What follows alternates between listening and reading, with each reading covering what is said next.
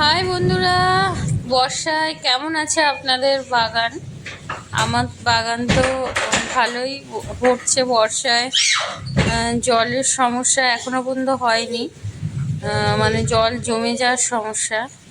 আর আজকাল তো বাজার দিয়ে শসা কিনতেই হচ্ছে না, বেশ 2-2.5 মাস হয়ে গেল কন্টিনিউ আমি শসা পাচ্ছি।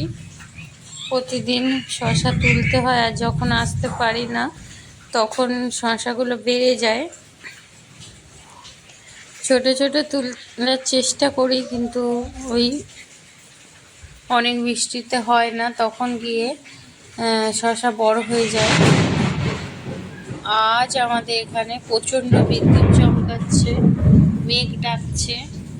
বৃষ্টি পড়ার আগে আমি ভিডিওটা করেছি, তো এখন যা আকাশের অবস্থা, মনে হয় না বিকালে বাগানে যেতে পারবো।